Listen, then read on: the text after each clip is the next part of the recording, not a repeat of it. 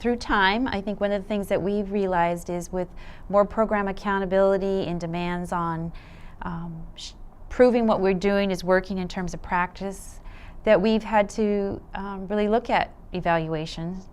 And I think the roadmap that we've been working on with this work group really helps us to identify what we didn't know, many of us in our experiences, is to identify key evaluation questions. So it's really helping us to better focus our energy and what we're looking for as we, in our responsibility to hire evaluators that are more culturally sensitive to the work we do.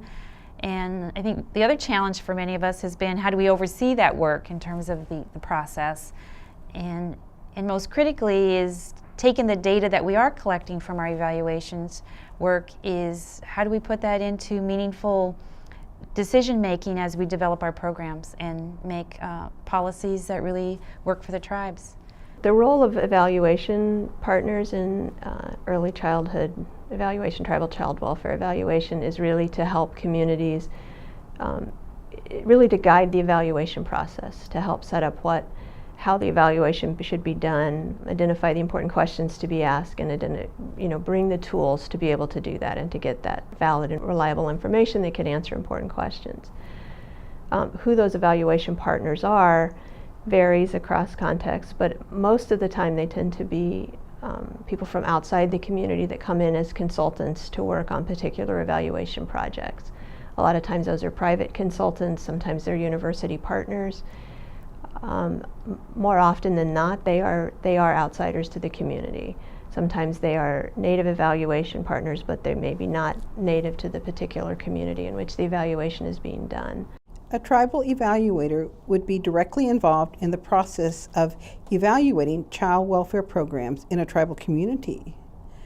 More importantly, they would work with the communities to design and implement an evaluation plan. Other times, they would work collaboratively with other evaluators to coordinate an evaluation plan. So it's an evolution of what would be best for a particular tribal community as they decide what questions that they have and what resources that they have and how they want to better understand what those practices are within their community.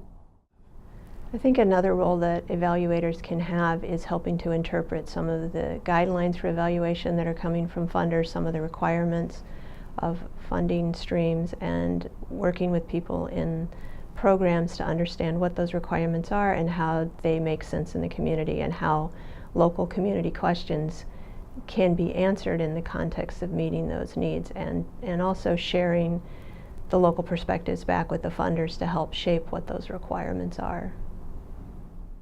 I think the other piece that we need to remember as program directors with the tribes is to acknowledge how critical it is to have our tribal governments involved, tribal leadership which includes our tribal councils, our tribal presidents, and other tribal officials who work within the community, and also most importantly is our tribal elders who have a lot of history with the community. They need to acknowledge their influence that they have on who we bring in to do the tribal evaluations. And what we do with the findings and how we apply that to policy development and how we work to develop our programs. And also I would hope that we can encourage and promote within our tribal leadership the importance of hiring experts in the field and develop our own infrastructure of tribal evaluation workforce. And I think that'll really empower us to use our local resources and address our local concerns and makes all of this evaluation work really meaningful.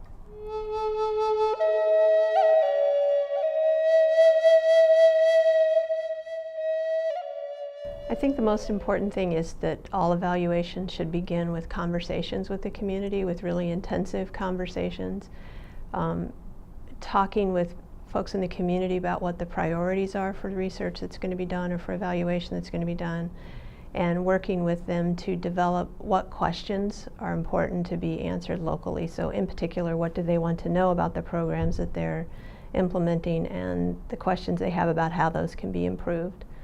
And then also in those conversations to talk with local community folks about what are the appropriate strategies for collecting information in those communities, what designs research designs, evaluation designs would be appropriate, and what are the best ways to share findings back with the community, to return what's learned back with the community. There's a long history of research and evaluation in tribal communities that has been very harmful, very destructive, because outside programs have come in, have done evaluations, and too often have deemed tribal communities to be lacking in different ways. And a lot of times the reason for that tribal communities look like they're lacking is because the methods used have not been tailored to the needs of the community.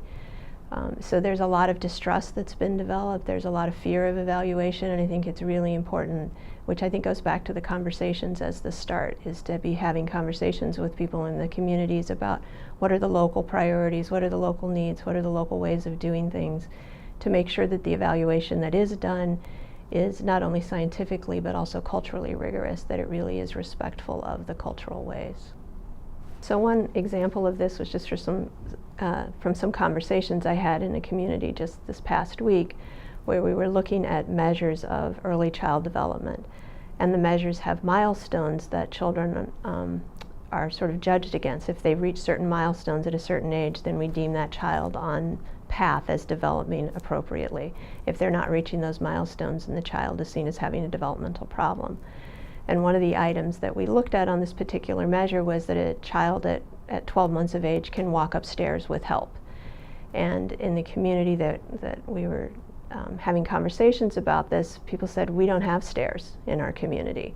So a child would fail on that item, that they wouldn't be able to walk upstairs with help by 12 months of age, and they might look developmentally delayed, when in fact the child could be doing all kinds of things that reflect that same level of motor development, but because the measure is not appropriate to the community context, it's not getting valid information. In other words, we wouldn't have a real good idea of how a child is developing if we're using measures that are not appropriate to that context. Part of reclaiming the value of those terms, rigorous evaluation, is that it's not rigorous if it uses methods that don't fit the community. So we're not getting good, sound, valid information if we just use cookie-cutter approaches to evaluation. We really need to think about what the meaning is in the cultural context and whether or not the information that's being collected really does reflect what's happening.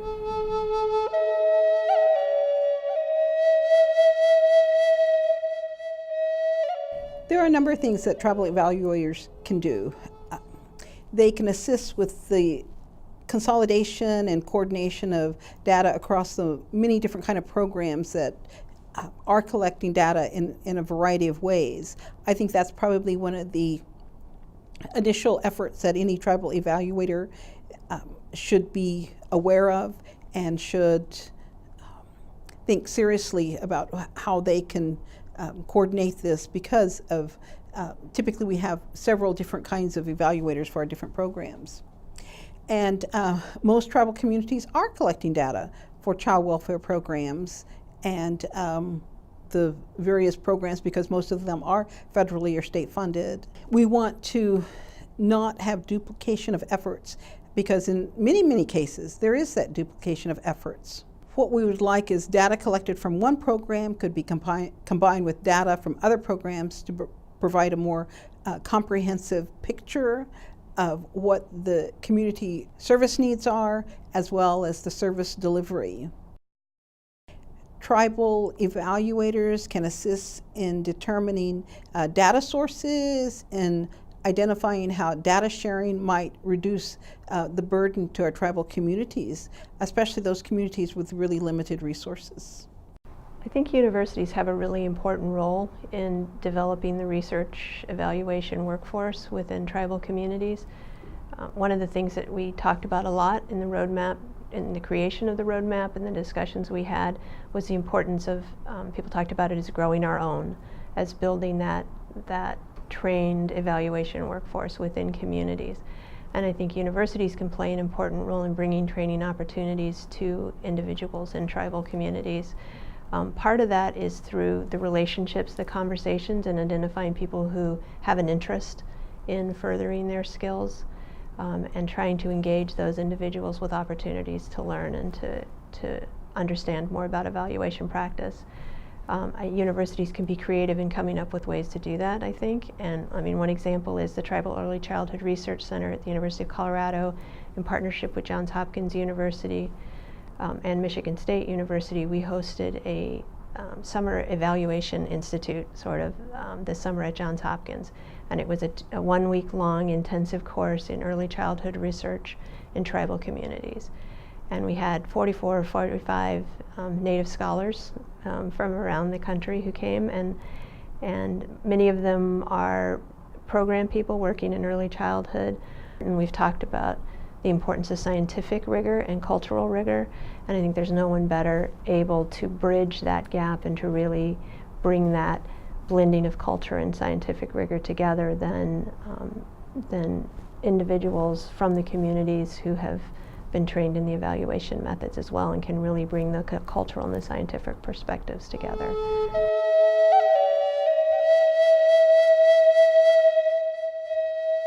I think it's really key as program directors that we really engage our staff in the evaluation process. And we serve in a really meaningful role as the liaison, the linking the evaluation piece and working with evaluators with our staff. And I think in our experiences with doing evaluations, tribal communities have always used storytelling. And I think our staff relate to that very well. And it's important that we can convey the information back to our communities, whether that's to our staff or to our tribal leadership, if that's being able to tell our story through storytelling. And I think it creates an opportunity for our tribal communities to really embrace that whole process, which really is more culturally relevant as we do this work.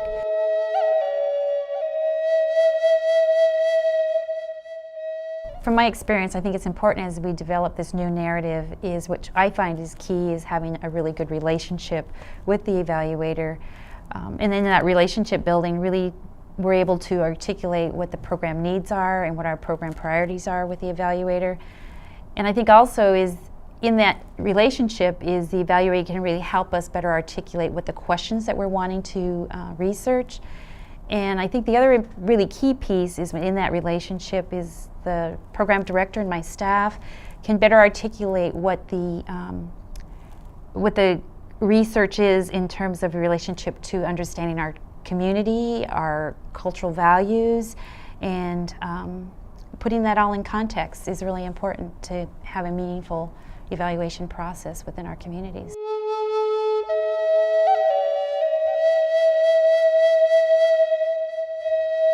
You know, this is really the exciting part, because here is a roadmap that captures so much in just one image, and then there's so many layers to it that helps to explain different portions of it. So with this particular roadmap, we have clear guidelines, and whereas sometimes too often evaluation requirements are a mystery to program directors and staff, and they may not necessarily know why they're doing certain things or required to do certain things. So these clearer guidelines allow tribal evaluators to work with the community to generate this shared agenda, so people actually know from the very beginning why they're doing particular measures or why they're gathering particular kinds of information. And they also understand how it fits into the evaluation, how it fits into the purpose of the evaluation. One of the big benefits to evaluation partners in the new roadmap, the new narrative, is really the explicit activity around engaging with tribal communities and working with sovereign nations, and better understanding how evaluation practice needs to proceed within that context. Understanding tribal protocols for evaluation, tribal protocols for research, and learning how to navigate that. I think another really important piece for evaluation partners is that sort of built into the roadmap, integrated within evaluation practice, are opportunities for mentoring and for building skills. And evaluation partners are kind of on both ends of that piece. There are opportunities for evaluation partners to provide mentoring and training and skill building for local community partners who maybe don't have as much exposure to evaluation practice. So they're helping to build that local capacity. I think there are also a lot of opportunities for tribal evaluation partners to obtain mentoring, both from university partners who can provide further training and guidance on evaluation practice and how to do practice in a way that's going to be most beneficial in the community. And I think it's also really important that evaluation partners have the opportunity to gain experience to be mentored by local community program staff about what are local practices, what is the local cultural context, what are the important questions to ask, how do you go about asking those questions, how do you go about sharing research findings back with the community. So there are a lot of opportunities for evaluation partners to be both teachers and learners within the context of the roadmap. Sometimes we overlook how much Native cultures have to teach us about ways of knowing and about how to learn and how to answer important questions. So I think there's a lot to be learned by those of us in universities from the cultural experts that we work with. And the roadmap, by encouraging those conversations, encouraging building relationships, encouraging that bi-directional learning between the cultural experts and the scientific experts, and bringing those together, I think is really important and really important to moving practice forward.